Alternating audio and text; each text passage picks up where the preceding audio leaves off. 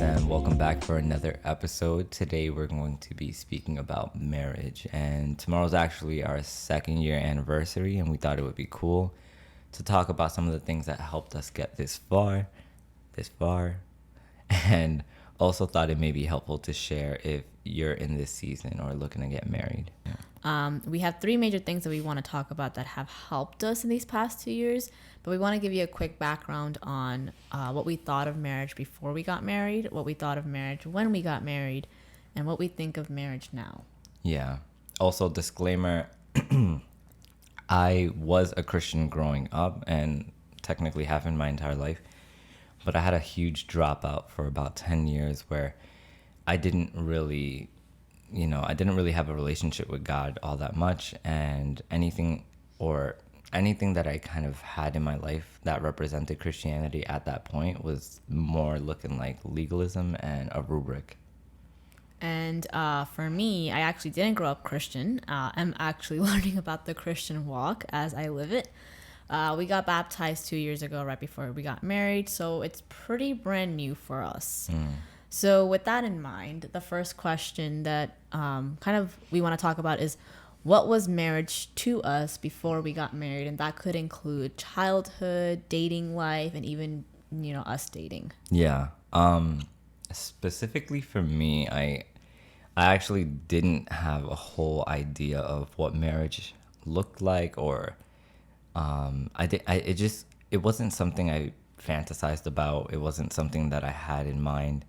I just kind of knew that in that moment, I really prized relationships, and I was really into my own personal pursuits. And those two things clashed a bunch.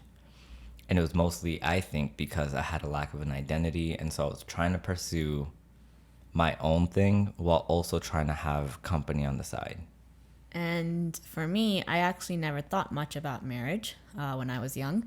I never really wanted to get married. However, as I grew older, I did want to be in a relationship. It mattered more than marriage. The idea of eventually getting married never really crossed my mind. So I don't think we really struggled, or not struggled, but we didn't grow up with this desire for marriage. Like we see and hear about other Christians, because we didn't grow up in that huge, overwhelming Christian context. We see that happening a lot where, at least hearing that with a lot of people who are single in church, because there's this pressure to get married, but I don't think that pressure wasn't there for us. So we're coming in with this perspective of a non-Christian perspective of ourselves and how we thought of relationships. Yeah. Okay. And what we kind of wanted to highlight, or one of the questions we thought of was, what did we think of marriage as soon as we got married? And personally, for me, it's kind of interesting, but like I've always heard, whatever you do prior to marriage, that will follow you into marriage. It's not a graduation and all of a sudden you just get better at everything in life, and all those bad habits that you've had drop off at the doormat. And so for me, I started becoming in a sense, self-centered. I kind of did my own thing, and I was very conflict avoidant. I didn't necessarily, none of it was with malintent, but I still noticed, or I'm looking back and noticing how much I didn't care or show enough concern for how Anam was doing in comparison to how I was doing in certain things. And if she was doing okay and I was doing okay and we were both doing our things, I felt good about that. But whenever we had a crossroads of some sort, where something she cared for or something she was passionate about bumped into something I was passionate about, it became so complicated in my mind. And I'm like, these calculations aren't supposed to be here. What's going on? And Timothy Keller calls this, not exactly what I'm defining, but he has this term called a me marriage. And it's kind of a given. It's about me. It's how can the other person be, how can they appease me? And, what bare minimum things can I do? And this is all subconscious. I'm not saying that I intentionally chose all of this. But what things can I do? What bare minimum things or requirements can I meet to make her or him feel satisfied so that I could kind of just skate by and continue to do my own thing in marriage. So yeah. What about you? And then for me, I think it was very similar. I felt like now that we're with God, going on this journey together of becoming Christians, that somehow I didn't have to change, but I brought all those things in as well. And like, it was weird because like now it's not sanctified by God, but it's like, oh, I have God's backing now. Let me continue doing what I was doing. Yeah. I felt like we had this mentality of being efficient and productive. I think me and you have issues with like working too much. Yeah, definitely. Not like with job work, but just in general work. It's like anything. Like chores around the house, school, work, whatever it may be, like just doing stuff and mistaking that for the health of our relationship. So it was like, stay in your lane, you do this, I do that. This is how we're going to make our home work. Yeah. And I also felt like it was just out of conveniency, like that whole stay in your lane mentality. Like, you do this, I do that, and don't bother me, don't get in my way, I won't get in your way. But again, it wasn't with malintent. It's just something that we, I think, grew up with, that it's just like, we have to do what we have to do. And if the other person doesn't understand it, that's their problem. Exactly. That's not really our problem. Yeah.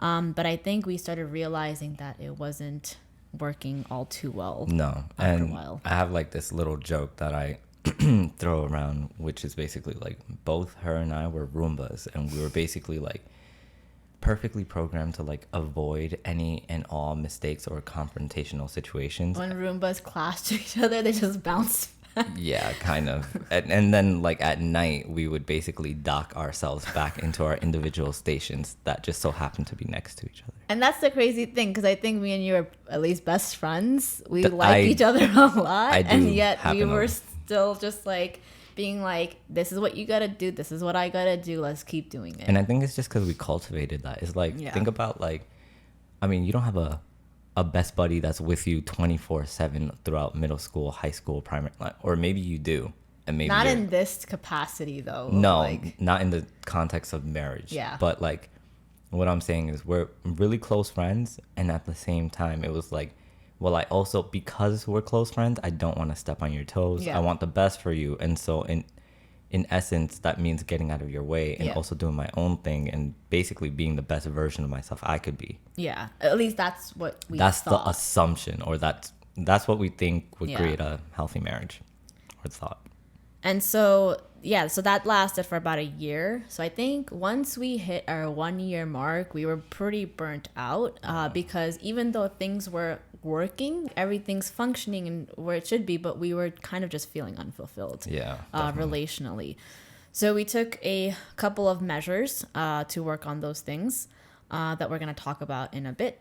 But the next question is, what do we think of what do we think of marriage now after 2 years of, doing this? Well, personally, I think like a lot of what I believe now is like laying my life down, and that sounds super, I don't know, quotable and cheesy maybe, but like prior it was just, I was in a different, I don't know, I was swinging far to the self-centered, so on and so forth, and now I'm trying to make my way towards this idea of, okay, what do you care about? How can I be of assistance to you? And through so many different situations, I've found myself to be more fulfilled when I'm doing something that makes you happy. And then all of a sudden, God kind of like helps me in my own situation. And it's not that I'm setting out to kind of like, I'm blessing her so that I can ultimately be blessed. You're also not, I don't think, sabotaging yourself. No, I'm also like, there's a foundational level of self-care and love. And I'm able to replenish by trying to connect to God through prayer, scripture, and so on, and like personal time alone. And then I'm able to then use that and God's, moment by moment presence and like understanding in my life to then help you in whatever ways I can. And then that just naturally winds up getting reflected back my way. And I never expect it, and it always happens. Yeah. And I think that's what was happening. Priorities were shifting for us. I think of marriage pretty differently. I obviously have a lot to learn, but I think both of our hearts and minds are like now oriented towards serving one another. And so we kind of call this a service marriage. Yeah. I think initially when we got baptized, like God is calling us to change when we accept Him. And I don't think we did that. I don't think we let go of all these ideals. We kind of just took Him on and continued on our merry way of how we thought about all these things. But we really had to deconstruct how we thought about relationships, even ourselves, work, school, home life. What does that look like? And it's a lot. We're still working on it. We're obviously not perfect, but I think that because we took that step of being like, let's undo all these things that we've learned to do throughout our whole lives, because it's not helping us right now. And so that's kind of what we want to talk about. So now we want to highlight 3 things that have been extremely important to us. And we're not saying that these 3 things, we knew that these were the 3 things that we needed. No. We're just like thinking about this for the past couple of months, because we're like, okay, our 2-year anniversary is coming up. Like, what do we want to think about? And I think we started realizing, oh, this is what we've been focusing on, or this is what we've been, really putting our minds into. And so that's what we want to highlight here. Yeah. Okay. So the first one is the idea of a Christian marriage. And as we mentioned before, like Anam and I really didn't have, we had examples, I guess, around us to an extent, including my parents and like other people that like exemplified a Christian marriage. But I don't think we always take on everything our parents do all that well. And although we've had many examples around us that did a great job, I think we were just kind of like, I don't even know, oblivious to it all. Because we didn't grow up with this mentality of, we didn't grow up with this mentality of, well, when you get married, this is what's going to happen. This is what to expect. This is how you we just grew up kind of selfish, honestly, without being, again, wanting to be selfish. We were. Mm-hmm. And so that's just what was on our mind. We had to deconstruct those things in our mind to be able to be open to, oh, this is what marriage is, about serving one another. Yeah, I'm not going to lie. I feel like I grew up a little bit jaded, and I'm starting to recognize that that's why like a lot of hardship happened in my life, and God tried to like basically help me figure out, hey, there's more to you, or more to life than you, more to you than life. Nice. But yeah. Okay, so the first one that, again, is Christian marriage. And the things that we were kind of talking about was like, how does marriage basically embody the character of God?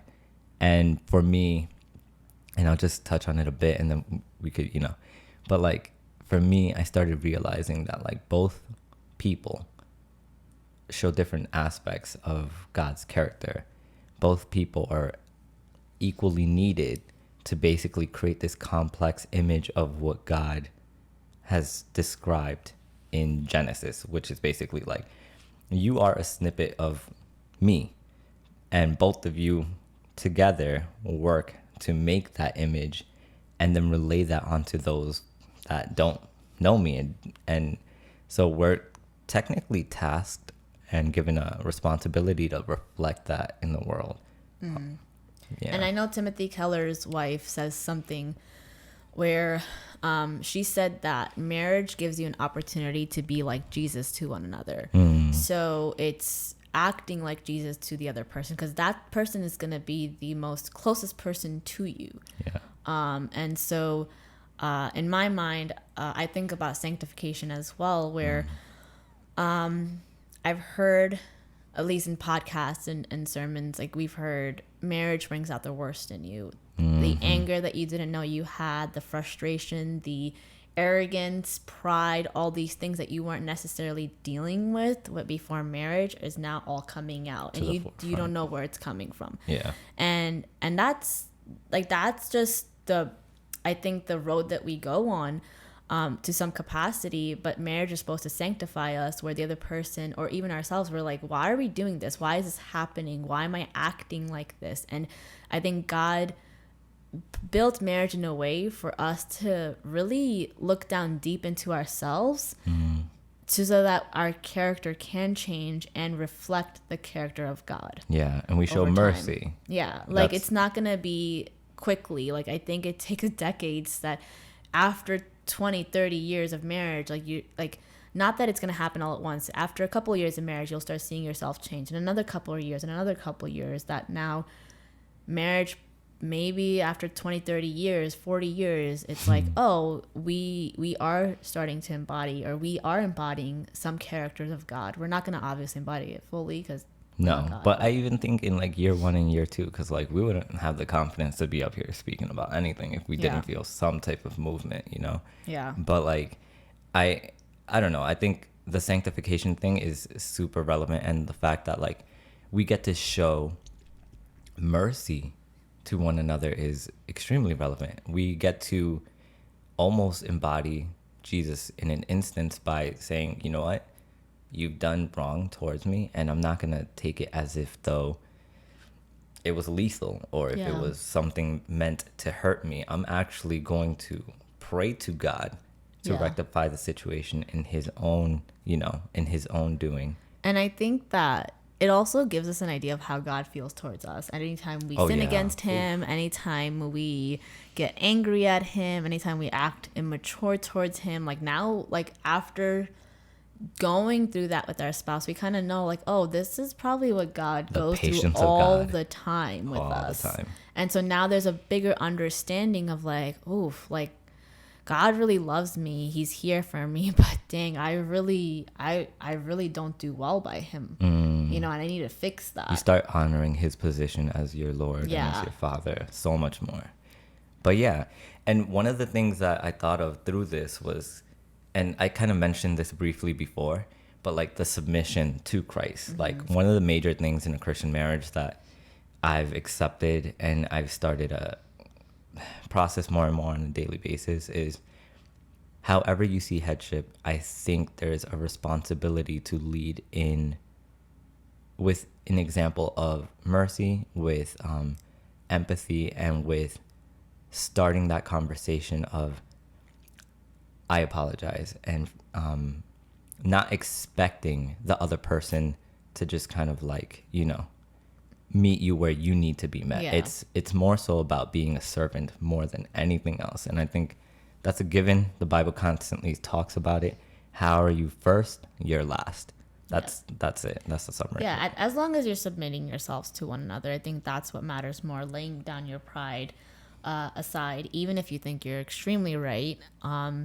Just not that you're being like, okay, you're right. You don't want to also be super passive and disengaged either, but you really want to submit yourself to one another and try to solve the actual issues that are going on. And again, the only way that you can actually get there, because there'll be times where you won't see eye to eye. You need to, and this kind of segue into another topic, but like you need to go to God. You need to submit to him first and foremost, and he'll give you the understanding you need to figure out the rest. Right? So then the other thing is marriage is a ministry. And so like before we think about, in my opinion at least, before we think about evangelizing, pastoring, ministering to people, we really need to focus on marriage. Marriage is your first and foremost, most important ministry you will have if you are married. And if that isn't going well, it will show. It will show in the things that you do over time. And so you want to ensure that you and your spouse are really ministering to one another, really serving one another. And that way you guys can go out and serve others as well. Yeah, absolutely. I think it kind of falls back into that whole idea of how we kind of reflect the character of God. And like, if you're not spending time on it, if you're not thinking about like, wow, like I think I heard a line in a song from, I don't listen to Halsey all the time, but he basically in essence was talking about like, he was like, I try to think about the times that I pray for my significant other, and he's like, oh, I can't think of a time that I've done that. And I'm like, that was one of the hardest things when I heard that, I was just like, oof, conviction hit real hard. But yeah, I think we need to be very aware of the fact that we need to care about each other in that realm. And naturally, it'll flow into everything else we do. Yeah. Yeah. So the second thing that we wanted to talk about that has been really significant to us is the acknowledgement of spiritual warfare. Yeah. So acknowledging Satan is after our marriage. So I don't know if you want to talk about that. Yeah, for sure. That one's very real, and I've spoken to my parents about it a bunch because I've seen it in so many different relationships, and I feel like a lot of people get discouraged about how things tend to coincidentally not line up often. And it's like, and like we saw one instance of this when we went to like For New Year's Eve. Yeah, we went for New Year's Eve to Nets. It wasn't Nets. It was Bulls. The Bulls I forgot who was versus playing. I forgot. Yeah. Anyways, they lost by a point. I was so tight. But yeah, basically, we got there, and like Satan knows how to sabotage things. And like Anam asked me midway through, like, what, I don't know, one of the last quarters. I don't know.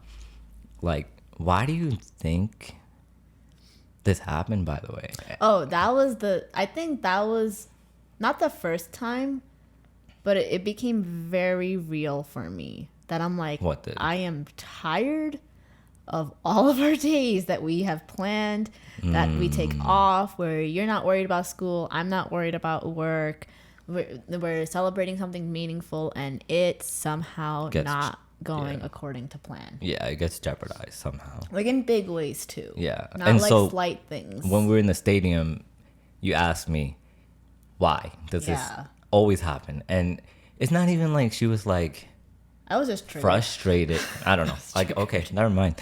I was frustrated, but I was also like I'm not in shock, like in awe and shock of how frequently this would happen, because we would plan so well sometimes. Yeah, and it still like wouldn't work. And then I was just like, well, how well are we? So, right. She basically asked, what's the real problem here? And it's crazy because I try to tell her all the time. I'm like, bro, spiritual warfare scenes out.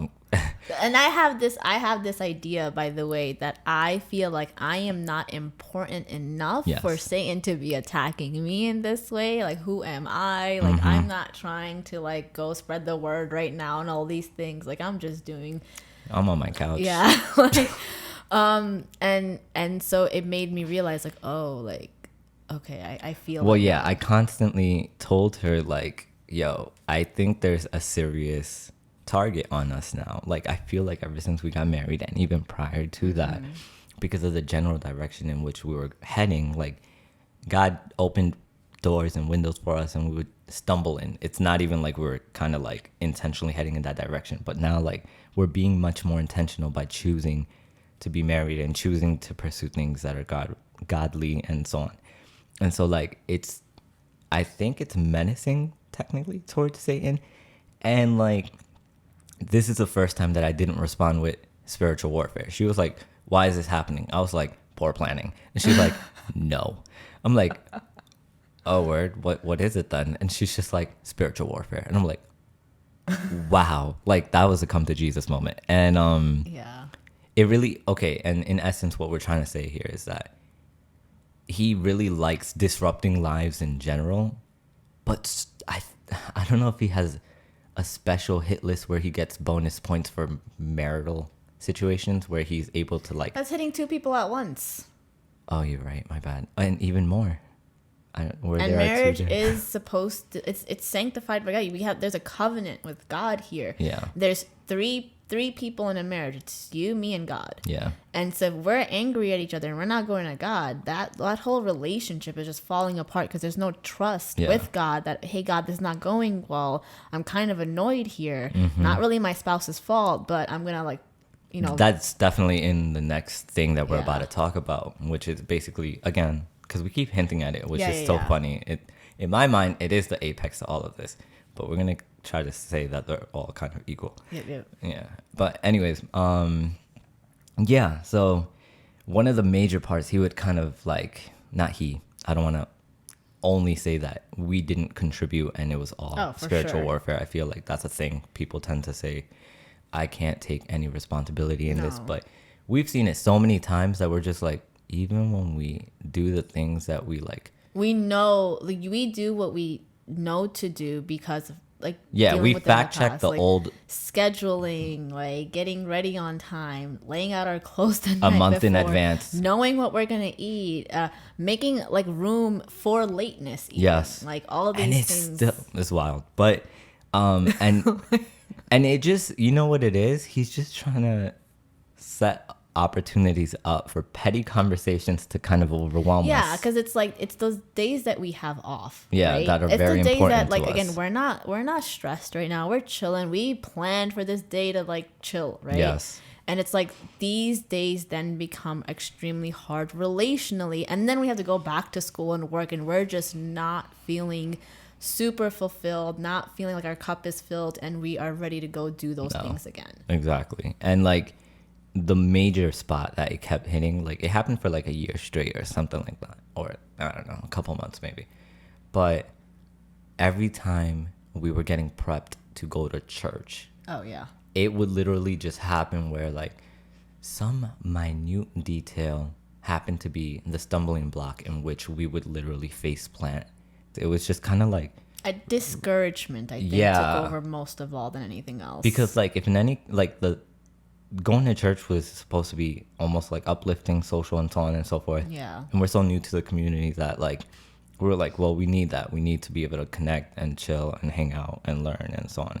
And so when that's not happening, it's such an easy way for us to stray away, become ISO, and like also become super jaded and stagnant again. We went to a Bible study the other day where we were talking about the church of Ephesus, right? Mm-hmm. And it took a little bit of a movement to dissuade them and pull them back into their old stuff, their old habits and stuff. And I was like, yo, that's crazy. It takes literally no time. You've developed these terrible habits for like how long? You think it's going to go away overnight? No, Satan's really going to put in work to try to get you back. Yeah. So this kind of leads us to the last thing, which I think it is the most important thing, but I think the acknowledgement of a Christian marriage. What is a Christian marriage? How is it different from other marriages, not other Christian marriages? You know, and then also understanding spiritual warfare leads us to the last thing, which is prayer. For us, realizing that our marriage is sanctified by God, and it doesn't look like the world's marriage. It's set apart. It's in Christianity, it is set apart. It is with God, and that spiritual warfare does exist, and so prayer was and is essential. So for me, I think my prayer life originally, it was kind of rigid. There were times where I would have good inner dialogue with God, like my prayer life, outward and inward. I had a good capability of being able to pray outward, and I wouldn't get too shy, and things would like, you know, flow. But like inward, I'd have more authentic conversational dialogues that look like, I'm struggling, I'm not feeling great today, I really need help in this instance, I'm not really sure what you need me to do right now, why can't I eat that cookie? The sugar crash, okay, I understand. If I drink more water, can I then have that cookie? So I have conversations like that with God, but like I think because I grew up like kind of like in that very cookie cutter legalistic fashion, it led me into situations where I didn't really know how to communicate prayer in our marriage, or I didn't know how to bridge the gap between my inner prayer and our shared outward prayer, like sounding really elegant and fluent and fancy and covering all the bases, which kind of like, it's like I literally, it's like kind of check off the box. Friends, family, pets, parents, like that's literally what I love that she got it, but that's like typically. And then I wanted to incorporate plants at point, so they stop dying. I'm not even gonna go into that, but yeah, friends, family, friends, family, pets, parents, plants. Legit. I just Not even we wouldn't even pray over our marriage. I just realized it. Wow. That's insane how long we've been doing You're that. gonna bring that up now. That's great. Okay. Moving on. But yeah, like, and I don't know, that again, it did bleed into our marriage pretty heavily because I wasn't really doing these. Not that it was only on you, by the way. No, I know, but I was trying to be like, I don't know, a good influence in terms of like, let's pray together. And she's like, bro, why are your prayers over a 1 minute burrito that was microwaved? I would get so mad because we're like eating dinner or lunch or something, and I'm thinking, okay, we're gonna bless our food and we're gonna get to it, and things like that, and in 30 seconds we're gonna eat, and you'd be like in prayer for Dear a good God. 5 minutes, and I'm like, why are we praying about this person right now? Like the food is getting cold. I don't know. I have an issue with that we need to talk about, but yeah, I tend to get very like. That's the thing, like it's either a very rigid prayer or I start thinking about all the people that I really want to which is really good, and I felt bad about it because I'm like, dang, he's really praying for all these people, but I really want to eat right now. And then like in my mind, and this is so terrible, but I think this is rigid as heck, but like I would think, prayer calls for self-sacrifice. If my burrito is a little cold by the end of this prayer, it was well worth it, and Anam can reheat hers. Oh my goodness. Yeah. So, yeah. But we did start changing it, and we'll get into that in a second. But for me, I realized we weren't praying for the things that we genuinely needed to pray for. Our prayers were like a checklist, but we weren't praying for, God, we have, church coming up and we really need it to go well. Yeah. Or, hey, we took days off to celebrate whatever it may be, and we really need help to figure out how to go, it's for it to go smoothly. We weren't praying those types of prayers. We actually expected for things to just happen, and then when they didn't, we would just get upset because our minds were also so used to praying a certain way that we didn't even know how to pray or to pray for the things that were actually not going or functioning in our life. So now we started to pray about a lot of things, and it's difficult because we're still we're not used to praying authentically out loud together. Yeah, but we're feeling like it forcing out. it. That too, Yeah. like it's so funny because like, okay, some of the things that kind of helped, like one of our friends gave us something called a prayer journal, right? That's the name of it? Marriage journal. Marriage journal. Anyways, but yeah, basically, and I don't know, she gave it to us for our getting married. It's just a wedding gift, and so. And within it, there's like parts where you're like, well, what do you want me to pray for? So you plan out the week together. You go through a devotional together. It's really cute. And you intentionally plan things, or at least we do. We intentionally plan things that will bring us joy. But then relationally, yeah, together. It can't just be like, yo, can you just put PS5 down for me? Facts. Or doing chores this day or whatever. Yeah, I think functional stuff is cool too. But anyways, so through Bible study, hearing people ask for petitions of prayer and such, and also praises. Yeah. I started getting into the uniformity of that, but I actually really appreciate that because we often forget to ask the other person, how are you doing? What are you struggling with? And then the marriage journal is another reminder of that, where we get to go sit down, drink something, eat some food, and then talk about how we're really doing. I think that vulnerability helps really kind of see what's going on. Yeah, and the fact that we're at you ask, hey, what should we pray for right now? Now we're not going into just automatic prayer, but being okay, let's think about it. What happened this week? What's happening next week? What are we scared about? Things like that. And it takes a second to.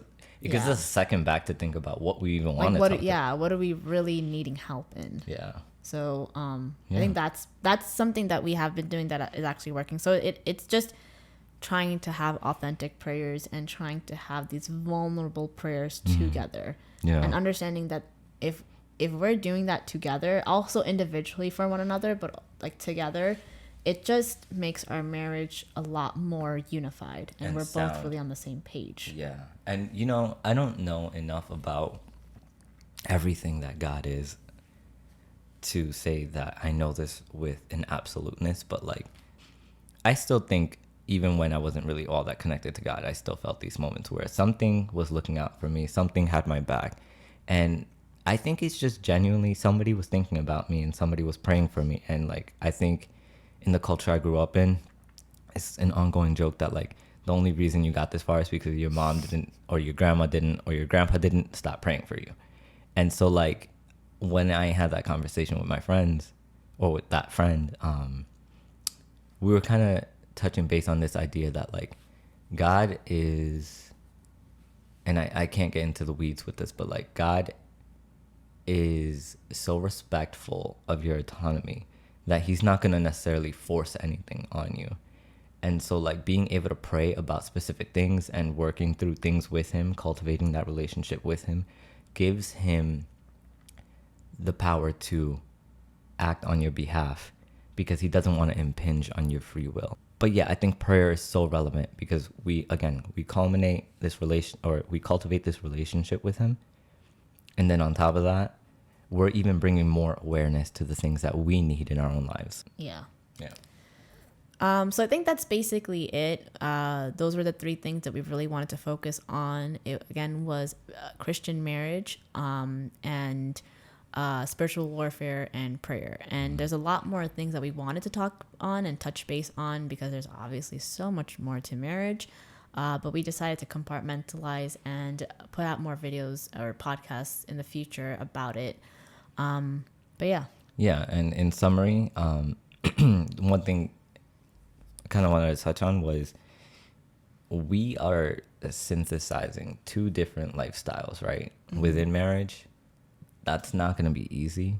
Even if you've known the person for like a couple of years or years, like it's and we've known each other. So like it's not going to be easy. Yeah. No matter what, like it's going to take, and I think we name dropped Timothy Keller like 5 times, but he mentioned that like even if you wind up with the perfect person and you think you know them perfectly, give it a year, they'll change. Yep. And even if like you know them that next year, they'll change again. We change.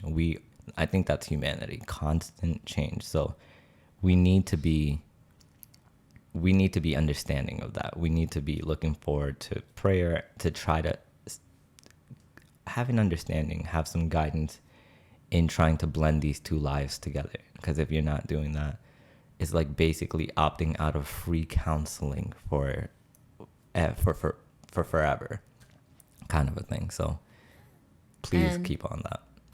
And it's not the end all either. Just because you got married, everything's good. You still have to do a lot of work, and it's probably going to be the hardest work that you ever do, in my opinion, because you are trying to have that long-term God-oriented relationship with that person. Yeah. So before making it your number one priority, I think we're suggesting that you just have a relationship with God first. Definitely.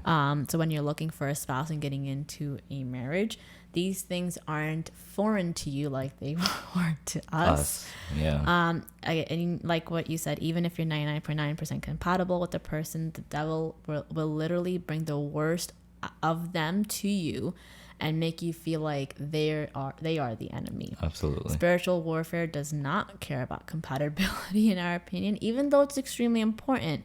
It will still happen if you both, even tempered, patient, all this stuff. These things still come out at the end of the day. Yeah. So just be mindful of those things and definitely pray.